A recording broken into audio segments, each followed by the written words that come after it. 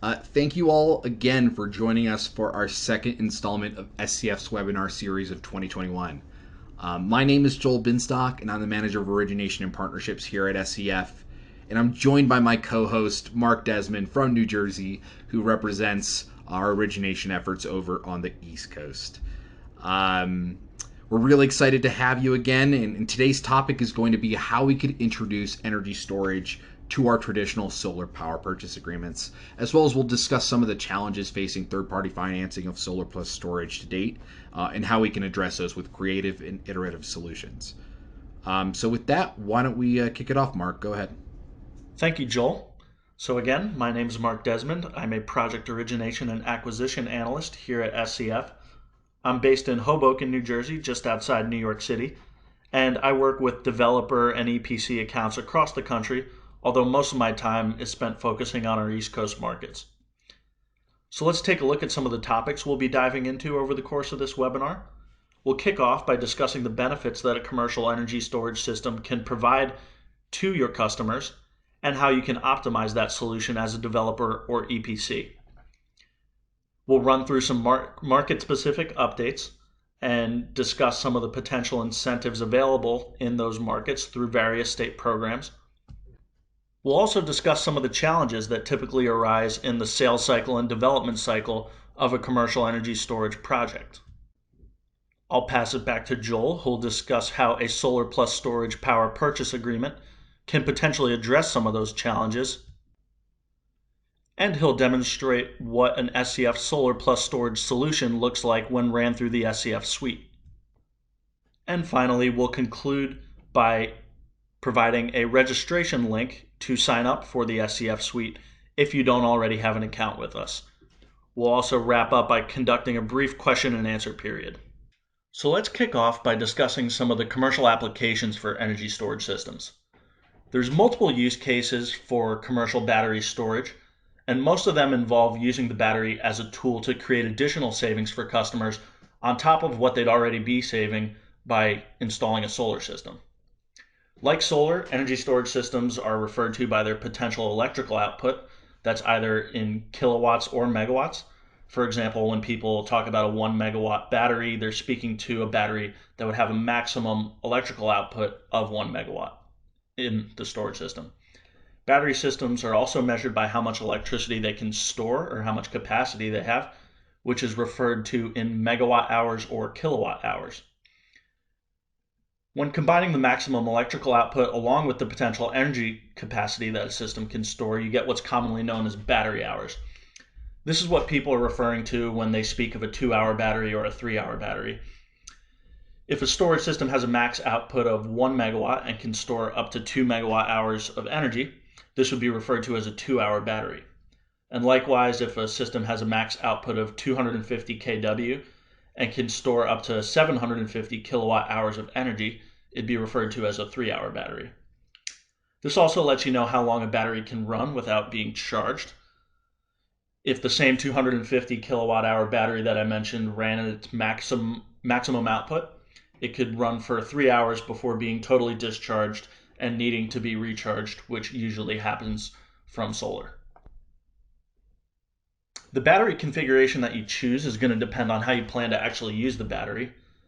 You may need a battery that can discharge a large amount of energy in short time windows for situations like peak demand shaving, which would lead you to go towards something like a large 1 megawatt battery with 2 megawatt hours worth of capacity, also known, as I mentioned before, would be a 2-hour battery. And conversely, if you're looking to use a battery for a situation like powering a few essential business functions on site over a long period of time, like in a blackout, you may want to use a battery with slightly lower power output, but a longer storage capacity, like a 250 kW battery that would have 1 megawatt hour worth of storage capacity, thus making it a 4-hour battery. The primary use for battery systems in residential functions is usually to serve as backup power and to feed electricity to certain essential appliances in the home in the event of a blackout. And in the commercial application for batteries, this is rarely the case. Systems are primarily installed, as I mentioned, as a tool to save additional money when you combine them with solar. There's several ways that an energy storage system can help customers save money, and these savings are going to vary from customer to customer and market to market. One of the primary ways it can help customers is via demand charge management or peak demand shaving. This involves configuring your storage system to discharge electricity when there's highest electrical usage on site, also known as on-site demand. Most customers can incur high demand charges from their utility company during times of the day when their electrical usage is the highest, and an energy storage system will kick in as that electrical usage ramps up and allow the customer to run at least partially from the electricity stored on their system in their battery, rather than from the grid where they would incur these high demand charges. And this usually occurs in utility territories that have demand response program. Con Edison here in New York City comes to mind. This would mean that a utility company would actually pay a commercial customer to discharge the electricity stored in their system back to the grid, and they would pay that customer during times of high utility demand for the energy that they disperse back to the grid.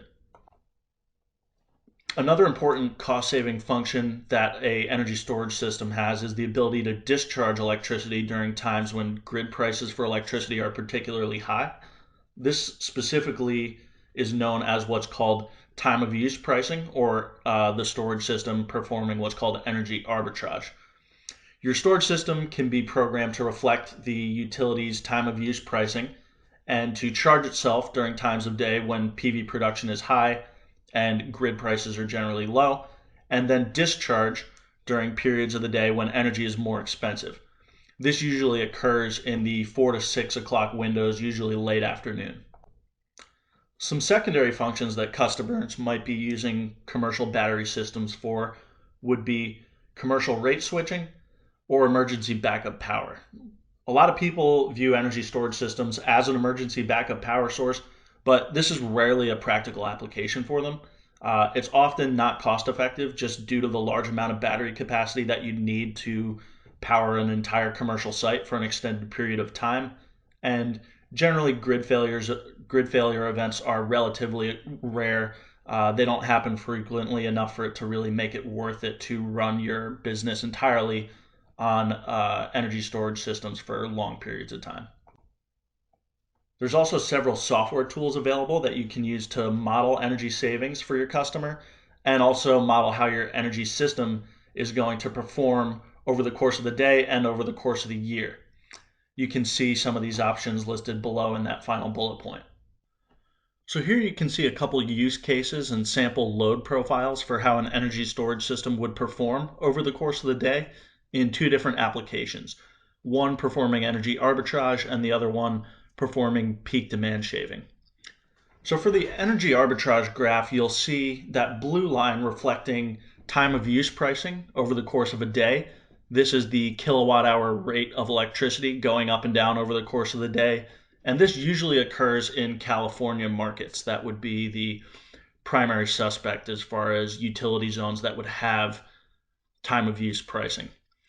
You'll see the energy storage system, those red peaks ramping up when time of use pricing is higher. So you'll be avoiding those time of use charges that you would otherwise be charged from the utility company by running off of your energy storage system for those brief periods of the day.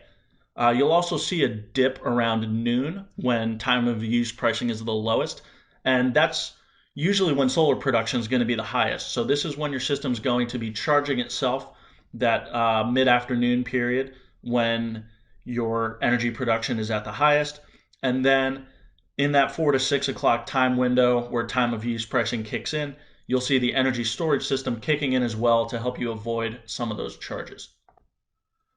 This time of use pricing usually occurs because those peak mid-afternoon or late afternoon hours are when the grid is highly strained, and it was put in place to deter customers from using high amounts of energy and also encourage customers to install battery storage systems that can ramp up and power their home separately, their home or their business separately from the grid during those times of day.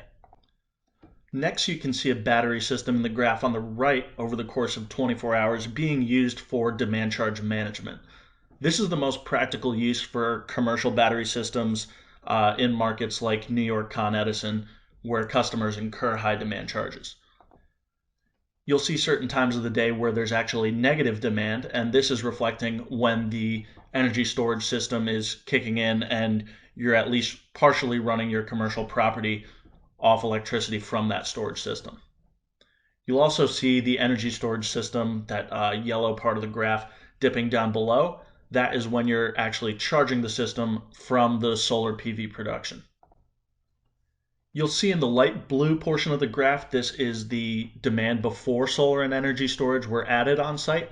And you'll see kind of as the business day starts between 9 and 10 o'clock, that's when demand on site is ramping up to its highest point, and then it dies down over the course of the day, specifically around 6, 7 o'clock when your employees might be going home and your business is starting to shut down. So you have a high peak and then it dips back down. And what your load profile will likely look like after the solar and energy storage system is installed would be more of an even plateau, so that you don't have that high peak demand and you're rather running off a steady rate between the solar and the energy storage system over the course of the day, avoiding those high peak demand charges. And again, this can all be quantified into meaningful energy savings for your customers, and we'll show you in the next slide how you can convey that to them in an organized way. So on this next slide, we see an example of what savings for adding an energy storage and solar system for a customer may look like over the course of a 12-month period. You see the actual total kilowatt hours of energy produced from both the PV system and the energy storage system, and then what that means in the form of demand charge savings by month on the right-hand side of the graph. Unsurprisingly, you'll see the highest system production in that May through August summer month period when there's the most plentiful PV production. And also this is when your total demand savings are going to be the highest. Generally, these months out of the year are when the highest demand charges are incurred. Often that's due to air conditioning units. Those usually are the highest electrical load on most commercial businesses, and they are a big part of the reason why the summer months see the highest demand charges for customers. Thankfully, this pairs pretty well with the typical load profile of what a PV system would produce and what the energy storage system would produce over the course of a 12-month period, peaking out in those June, July, August months.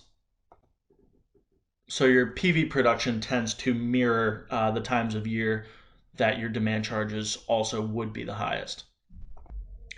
And you can see from the yellow portion of the graph some of that additional savings and value that can be realized by the energy storage system over the course of those 12 months. And then if you're conducting analysis on whether this makes sense to add for the customer, you would want to see how much of those additional monthly savings would work out over the course of a year or over the course of an entire PPA term, and evaluate whether those additional savings provided by the storage system will offset some of the cost associated with it.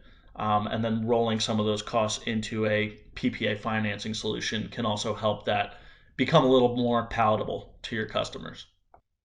So now we'll dive into some market-specific updates and go into some of the incentives that are available on both federal and state levels for commercial energy storage systems. So as I had mentioned earlier, the federal ITC, or investment tax credit, remains one of the strongest financial tools or incentives available for energy storage customers. According to SEIA, the Solar Energy Industry Association, at least 75% of the battery's capacity must be charged by the solar portion of the system in order to be eligible for ITC. Essentially, this avoids customers installing a very small, like a 20 kW residential size solar system on a massive, 1 megawatt hour type battery and claiming ITC on the entire value of the project, even though essentially all of the cost is tied to the battery. So that's just one thing to be aware of when you're trying to size out your system and make sure that it's eligible for that ITC. As far as specific states and markets that offer a lot of opportunity for commercial energy storage, California, New York, and Massachusetts remain some of the strongest markets in the US. And this is primarily due to the various incentives that are available through their respective state programs. We'll take a look at some of those incentives available in these markets. California has a variety of factors that lead to its position as the leader in commercial energy storage. This is a combination of high electric costs, time of use pricing, which is dictated by the utilities, and a robust state incentive program, which is called the SCHIP program. Those are all leading factors that combine for its position as kind of the market leader in energy storage.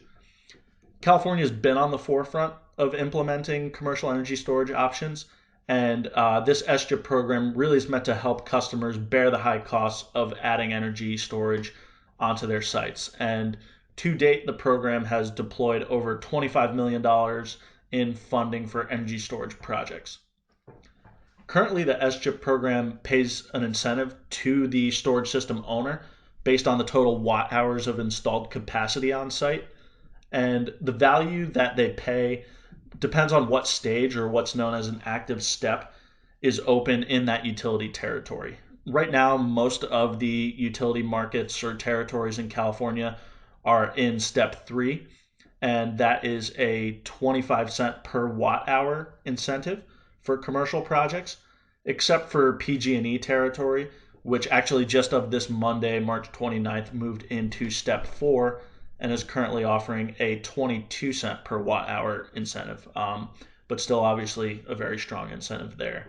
And to give you an idea of what this actually means in the forms of additional incentives to a commercial customer, a mid-sized commercial battery, something in the range of 500 kilowatts and a 1.5 megawatt hour capacity, as we had touched on earlier, that would be a 3-hour battery. This would receive a $375,000 payment via the SCHIP program. So really some strong incentives there provided by this, in addition to the energy savings from energy arbitrage and demand charge management, as we had mentioned before. Then Massachusetts has also emerged as a strong market for commercial scale energy storage. Their SMART program has led to a boom for both PV installations and energy storage installations since its implementation. The incentive there differs quite a bit from California.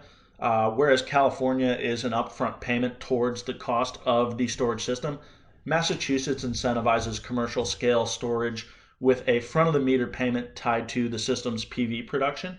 So as you go through the years and your system produces more kilowatt hours, the additional incentive you'll get for adding storage onto it will become realized. Energy storage incentives are a adder that can be calculated through Smart's energy storage calculator. Essentially, you run an Excel model, and the calculation will come up with a number that you can use to insert into your separate state of Massachusetts SMART model to come up with your final front of the meter incentive rate. This rate will be paid out over the course of the 20-year term for all SMART projects. New York has a similar incentive program that includes incentives for energy storage as a front of the meter payment through the NY Sun program. And like Massachusetts, it is its own Excel calculator, which can be downloaded from the NY Sun website. And you can calculate specifically what front of the meter incentive rate you will receive based on the incentive rates that are available in your territory. So you'll run that calculation and come up with a final front of the meter payment that you can use for adding energy storage onto your commercial project. New York is an active market for front of the meter energy storage systems as well. Essentially, that would mean tying a community solar system with a battery storage option.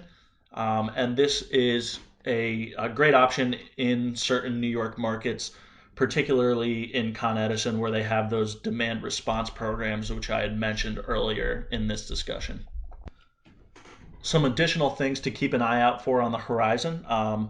As part of the infrastructure bill that's being weighed by the current administration and could potentially be rolled out in 2021, there could be up to $400 billion invested in both energy storage procurement and electric vehicle charging procurement infrastructure across the country. So we have some potential great tailwinds for energy storage coming down the pipeline. And then you can see quarterly deployments for energy storage over the course of history. And you'll see that really until 2017, 2018, there wasn't much of a market for it. So this is a fairly new product that's kind of gained traction over the last 4 or 5 years. And you'll see just kind of based on that bar graph, most of the volume is coming from utility scale energy storage projects. And then kind of depending on what year you look at, commercial scale and residential scale are roughly about the same over the course of the years. So we do believe that that market is going to continue to grow, and there should be a lot of opportunity for it in the future. So now let's discuss some of the challenges that often arise when adding a storage system to a PPA project. The solution complexity and certainty is really one of the biggest things that you're going to have to address. Adding storage to a PV project can be a complex process, even for someone who works in the solar industry, let alone the business owner that you're trying to sell to, whose main focus is going to be running their own day-to-day operations, and they may not have the technical knowledge or time to really dive into how this process works and how they're going to realize these savings. Another issue that comes up pretty frequently is the lack of operating history for commercial energy storage programs and technology. You can see, in that last slide, it's really only started to gain traction over the last 4 or 5 years as far as commercial energy storage installations. So when you have a customer who's looking to sign a 15 or 20-year PPA, and the technology really hasn't had that kind of history, and we don't know how it's going to perform in years 12 through 15 of the project, that definitely creates some uncertainty for the customer around how this equipment is going to perform on their site. And then the constantly changing market dynamics and project economics are another big factor that you'll have to keep your eye on. As I had showed in the case of the California SGIP market, the incentive rate that the project can receive does step down over time in some cases, or there may be states that are implementing new programs. So you constantly need to keep an eye on what those incentives are going to look like and how that impacts the actual savings that your customer is going to be able to realize. And realize also that any delays in their decision making process can ultimately cost them money in the forms of reduced savings if they roll into a later block or stage of those incentive programs.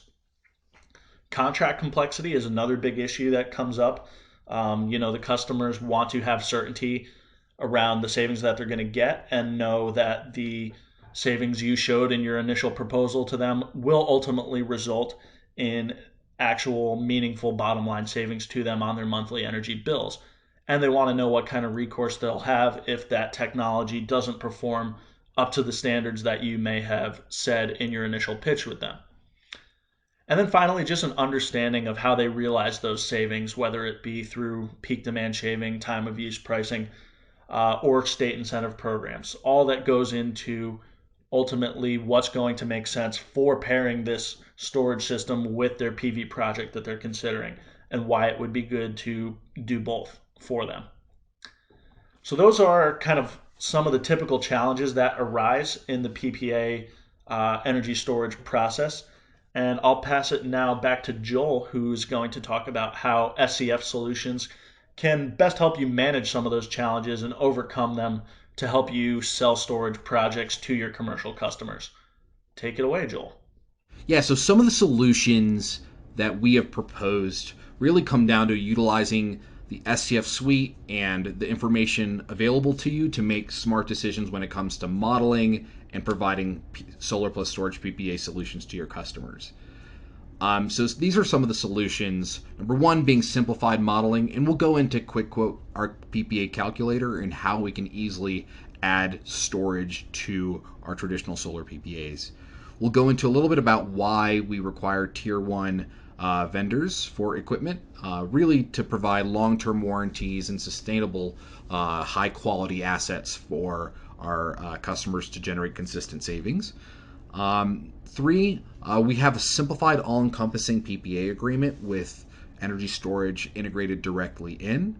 And then finally, we've added a new SCF PV plus ESS savings proposal, so solar plus storage savings proposal, which will show the customer the difference between solar standalone and solar plus storage. So let's dive in a little bit further. In terms of simplified modeling, I know that there's a lot of you that are not SCF registrants right now. So really quickly, SCF utilizes our PPA calculator, also known as Quick Quote, to generate high-level indicative terms using just a few project variables like solar system size, system output, the project build cost, any sort of local incentives as it pertains to the solar. But now we've introduced energy storage to Quick Quote as well as all the incentives that come with energy storage across the different markets. So I'm going to go ahead and jump over to Quick Quote just to show you really quickly how easy it is to iterate and solve for solar plus storage PPAs. So here you can see a pre-populated project. There's project name, project type. This is a solar plus storage. It's located in California. You have the option to select a different ITC year to factor in the step downs. For mounting type, this is going to be assumed to be a carport. There is zero roof, but you can have the ability to add multiple mounting types if you have a multi-mounting type or multi-site project. The expected output of the system, as well as the PPA term and escalator. Now, SCF can support anywhere from 15 to 30-year PPA terms, 25 really being our more consistent solution. Then escalators anywhere from 0%, which means fixed rate, or up to 2.5% escalator. At the top, you'll notice I have solve for PPA rate, but you also have the option to solve for build cost. And all that does is toggle between which variable you want to input. So you could either input the target PPA rate that you're looking to hit, as well as, or alternatively, you could enter in the project cost on a per watt basis. And then you can see at this last row, this is all the information pertaining to the energy storage, the cost, the size and capacity, as well as the incentive. So you can enter in, for example, if this is located in SGIP, you could edit the SGIP assumptions. For SCE right now, we're at about 25 cents per watt hour, I believe. So let's just assume that. And then I'll enter in a build cost of $2.25 a watt, or $2.24. I'll hit calculate, and it'll run indicative terms in just a few seconds. And apologies if you just heard my dogs bark. I have 4 dogs in the house right now. It's a little bit of a jungle. Cool. So as I mentioned, you can solve for build costs or solve for PPA rate. So let's go ahead and solve for build cost. Let's say we wanted to hit 14 cents even. All I have to do is solve for 14 cents, hit calculate, and then it's going to solve for the build cost that we can support for this particular project, $3.19 a watt. So with all that information, you can go ahead and click create project, and that will save and store all that information. But one thing I wanted to point out is that we do have this new feature called compare quotes, where you could access the history of quotes that you have ran for this particular project. And this will enable you to see, based off of any sort of design changes that you've had or assumption changes, that which solution best fits your customer's needs and objectives. And so you can quickly access and open up any past quote so you can create a project directly from that so that you get that best quote for you and your customer. So I can just click open quote, and it's going to pre-populate all that information. All I have to do is click calculate again. So with that, I'm going to jump back into the PowerPoint. Much like our module and inverter approved vendor lists in the SCF suite, we also have added an approved vendor list for energy storage solution providers. And so those are some of the names you can see over on the right here. But really what we're looking at is to ensure that the customer will have a reliable energy storage asset that has strong equipment warranties that are backed by strong businesses.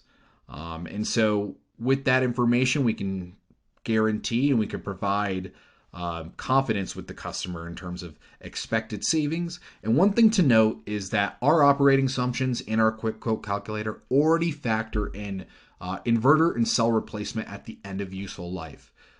So a lot of equipment won't last over the course of a 25-year PPA, and we have assumptions already built in, factored in, so that the customer can be assured that their equipment will always be maintained to the standard it needs to be to generate the savings to the customer. Another solution is by providing numbers to the customer. We do that through our traditional SCF PPA savings proposal, but now we've added an energy storage page where we can show exactly the savings that are going to be generated utilizing a solar plus storage option versus just a solar option. One thing to note is we have also extended the PPA proposal so it can go up to 30 years. And we've readjusted our project timeline to better inform the customer on expectations on when to energize, when their system will be energized. And as I mentioned, the proposal, sorry, I haven't mentioned this, but the proposal can be generated directly from the suite on the project details page, and it's pretty easy to access. But let's go ahead and jump over to the proposal real quick.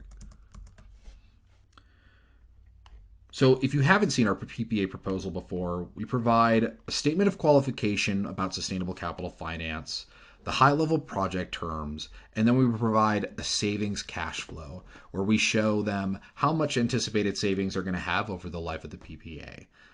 So that factors in their expected cost of energy with their utility, also known as avoided cost.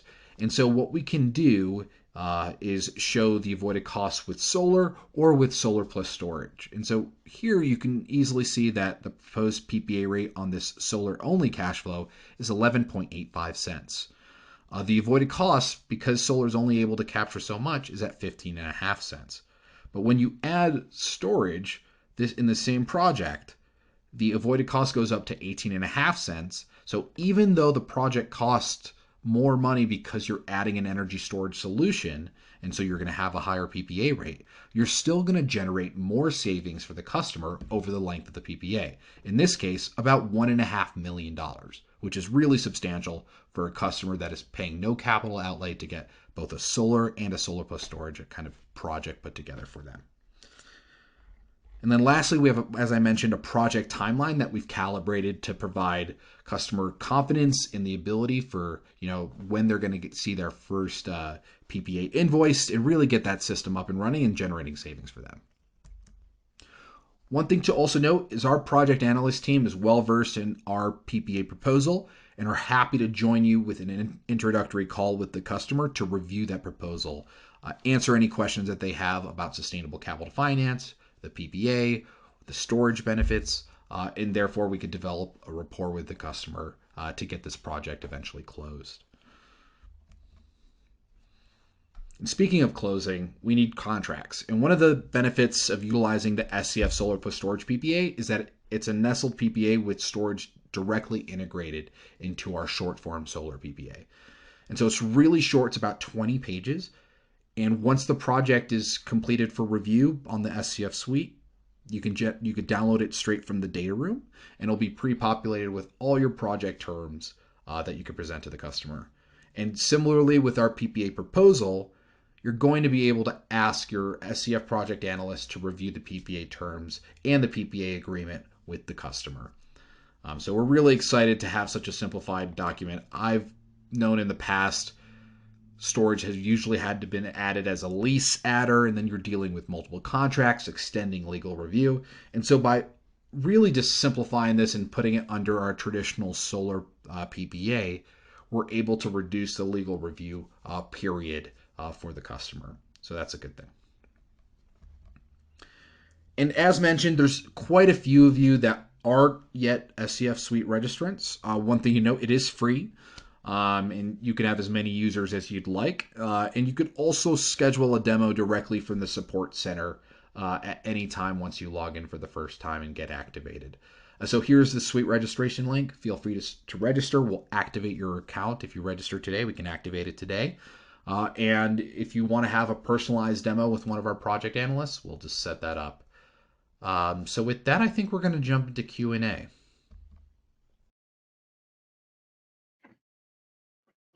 All right, thank you, Joel. So this is Mark. I've been just keeping an eye on some of the questions that have trickled in throughout the course of the webinar.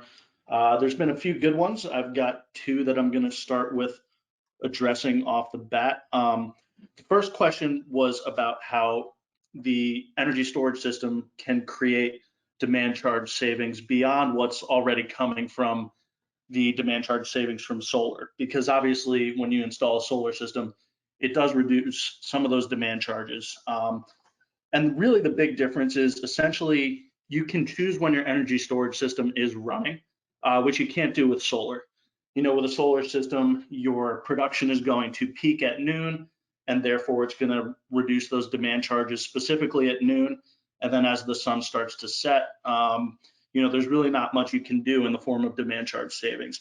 So with an energy storage system, you can kind of time it so that, if the site is running and there's high demand in those periods outside of peak solar production from that, 10 a.m. to 4 p.m. window, then you can use some of that excess solar that you created or stored in the energy system over the course of the day, and then continue to reduce some of the demand on site outside of the windows where solar is producing. So that's really the biggest difference between demand charge savings from a solar system versus additional demand charge savings that you can get by pairing it with energy storage.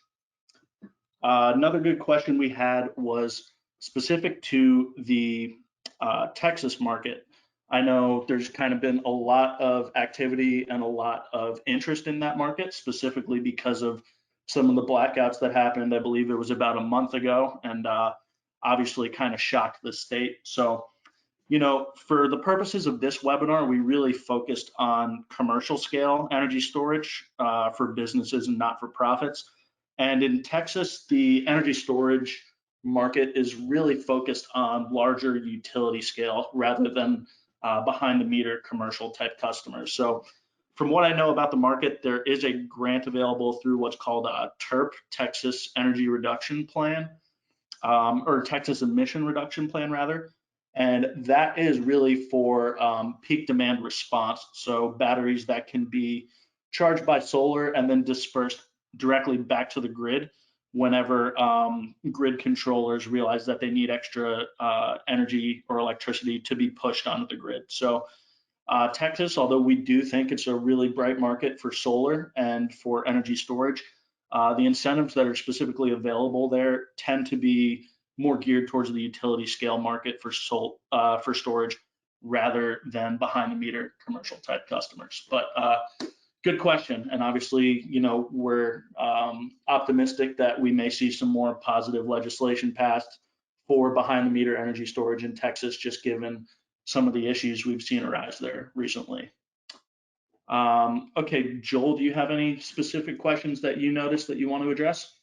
Sure. So one question from Cord Briggs, thank you for that. What do you guys care about the type of structure in terms of mounting type?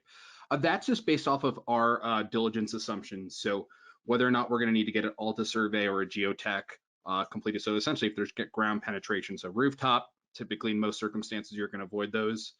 And then for carports and ground mounts, you will we will essentially have to generate a geotech as well as an ALTA survey. In terms of, okay, I'll take Tariq's.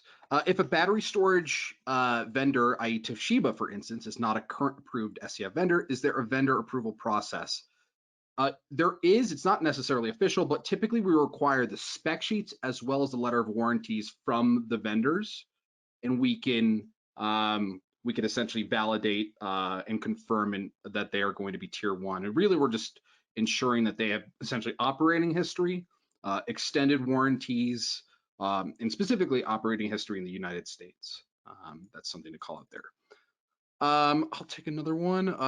The economics of these deals are dependent quite a bit of usage profiles. How do different usage profiles factor into the SCF modeling tool? That is a great question, Michelle. So we are not energy storage modelers. We do not generate we do not use the 15-minute interval data to run demand load profile management, energy arbitrage management. What we typically rely on are the industry standards, the energy tool bases that really have the capabilities to really thoroughly model the expected demand savings annually.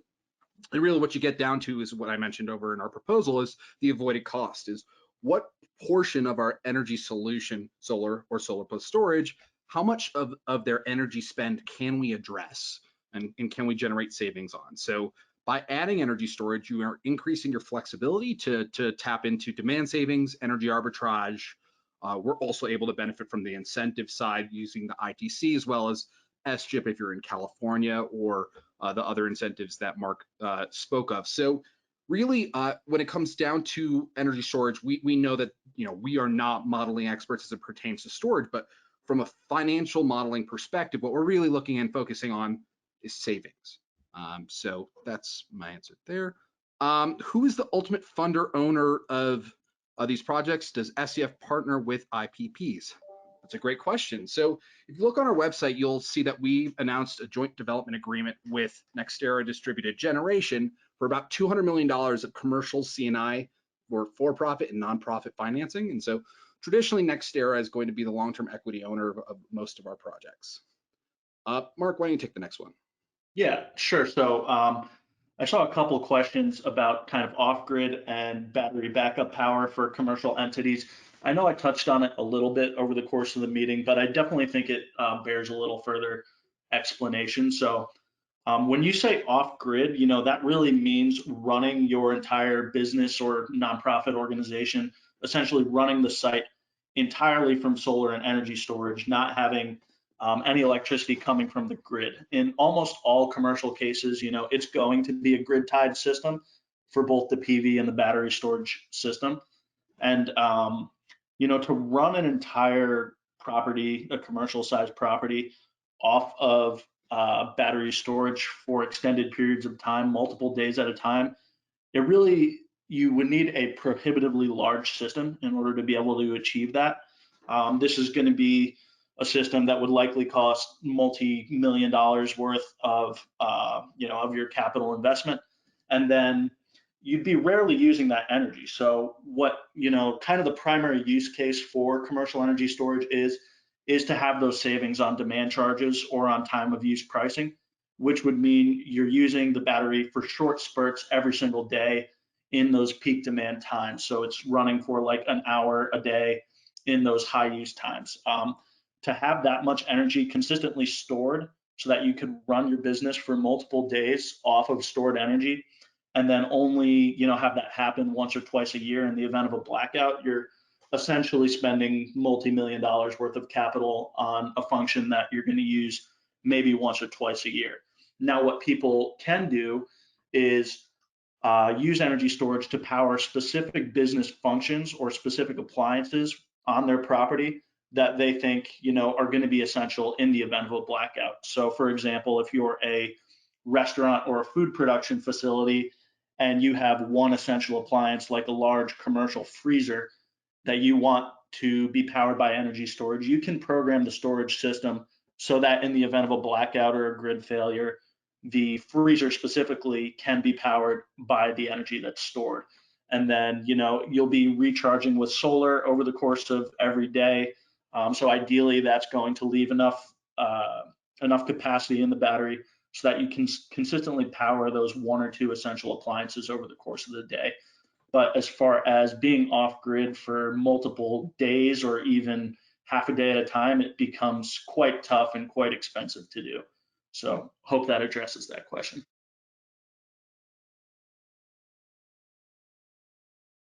I'll take another one. So we received a few as it pertains to essentially resilience. So as Mark kind of addressed, when you're utilizing energy storage, the key is to factor essentially the cost of the equipment and the revenues that you're going to be generating off of it. And so if you use the equipment for resilience and for backup power, you're going to be restricted in your use cases for the true savings generations, which are demand savings and really rate shifting. So if you're able to structure your demand so that you can switch to a different rate, which is more attractive, that's definitely going to be a very simplified way to generate a lot of savings. Use cases with backup power essentially just means that you're dedicating capacity of that battery to be unavailable for those types of energy savings. And so we typically will just recommend that if you're looking for some critical load backup power, I mean, at the end of the day right now, cogeneration is still going to be the cheapest way to run multi-hour resiliency and backup power as it stands. And we'll see as energy storage technologies continue to evolve of the application and use cases where backup power and resiliency will be much more effective on a commercial scale. So that's not utility scale or resi, but really on the commercial scale. And looks like we had one challenge with registering on the suite. We'll definitely get that sorted for you if there's a broken link, but we'll just make sure that we get you the right registration link. And then, Joel, I have one I can take. So we had a question specific to solving for the lease rate on a project. And, this is a kind of terminology confusion that occasionally comes up. But when you're solving for a lease rate, it's not actually an equipment lease or a capital lease like you might get from a bank or equipment finance provider. What we mean by lease rate in this case would really be just for community solar front of the meter type projects where, say, you're a solar developer, you find a landowner, let's say in upstate New York, who has 100 acres that are available for solar development. This would be the lease rate that we could actually pay that landowner per year for the use of the land. So, in that case, we would pay you as the developer for the development and installation of the project. We would take over once the project hits COD, collect the incentives. If it was the case of New York, we would collect the front of the meter, VDER, stack payments, and then we would pay an annual site lease of, say, $10,000, $20,000 per year over the 20-year course of the entire project. So that's what you're solving for on the lease rate. You're not actually solving for an annual equipment lease payment. Just thought that was worth clarifying. Really quick, we'll just take a few more. What is the minimum project size we can finance? Look for total project CapEx, solar plus storage. So the minimum for solar is 250 kilowatts. In terms of storage adders to that, it could be as small as a 30 kilowatt 2-hour battery. It really depends on the use case and essentially what the energy modeling recommended and essentially the total savings that energy storage is going to add. So for solar 250 kilowatts, our average single site install in 2020 was about 900 kilowatts. So we're a little bit upstream from that in terms of average install rate, but absolutely we can service down to 250 kilowatts. Let's see, we have about 2 more questions. I can take one more, Joel, if you don't mind. Go ahead, Mark. So yeah, it looks like we had one question here from Norm specific about if a customer can delay payments in order to generate more early term savings over the course of a PPA term in the FCF model. And yes, you can in fact do this. This is a program that SCF implemented about a year ago in response to the pandemic. We called it the Solar Stimulus PPA, which essentially how it functions is the customer would be able to monetize a full year of PPA savings without making any payments on the PPA. And then after 1 year has finished, that's when their first PPA payment would kick in. So essentially, they get to realize a full year of savings with no capital requirement from them. And then after that year, they would pay a per kilowatt rate like they normally would under a traditional PPA. But let's say, depending on what their energy costs are and depending on the system size, they may have saved $20,000, $30,000 right off the bat over the course of that first year without having to make any capital payments. So yeah, definitely something to push to your customers, see if it's something they'd be interested in. I know there's a lot of companies kind of looking for new and innovative ways to save money given the current economic climate. So definitely something worth bringing up with them. Another question I can kind of double take this is specifically with zero export projects. In general, SCF likes to size our solar to offset 90% of historical consumption. One thing to point out is, over the past year, a lot of businesses and nonprofits and entities have had essentially reduced energy consumption due to, operations. And so I would recommend if you are sizing a system, you go back 24 months of data just to make sure that you're sizing appropriately. And that's just to ensure that every kilowatt hour that is generated from the PV system is either going to be used for recharging the battery to meet the ITC requirements, as well as to be sold and to reduce reduce the energy consumption from the utility. And then in terms of, I think I had one more question. If a customer's PPA savings are considered non-cash positive, meaning essentially they are paying more for the SCF solution than they're paying if had they done nothing, that's something that we would structure essentially against, and we would not be able to provide that type of solution. And even though that there's a resiliency value and sustainability value, we do want to ensure that the customer is generating some form of savings. So even if it's 1%, 5%, 10%, that we still want to kind of hit that benchmark. And I think for SCF and when we structure modeling, particularly in markets where avoided cost is relatively low, like in the Midwest, um, we do want to ensure that the escalator, the annual escalator, does not exceed the utility inflation in that particular area. So you can look back over time and see, oh, this particular utility district has increased annual energy rates at 5% per year. Well, then a 2% escalator is never going to essentially exceed that. We do not want to have a scenario where the utility inflation is only increased at 1% per year and we have a 2.5% PPA escalator, because that could create what we call PPA default risk, and we'd want to ensure that these assets are high quality, we're generating savings, and we're going to essentially benefit the customer so that they're really aligned with continuing to make PPA payments. I do apologize. It looks like we're having a little bit of audio technical difficulties. So one thing to point out is all these FAQs will be added or these questions will be added to our FAQ section in our support center in the SCF suite. And as well as you'll be able to schedule, any calls with our project analyst team to have any questions answered. Mark, if there's anything else on your end, any questions you wanted to answer right now, otherwise, I think we're pretty good. Mark? No, I think that's it. Thanks again to everybody for joining. We really appreciate having you on, and look forward to hopefully partnering together on some projects in the future. Yeah, well, thank you very much, everyone. Once again, from Mark and myself and the whole SCF team, we really appreciate you joining. And yeah, everyone have a great rest of your week.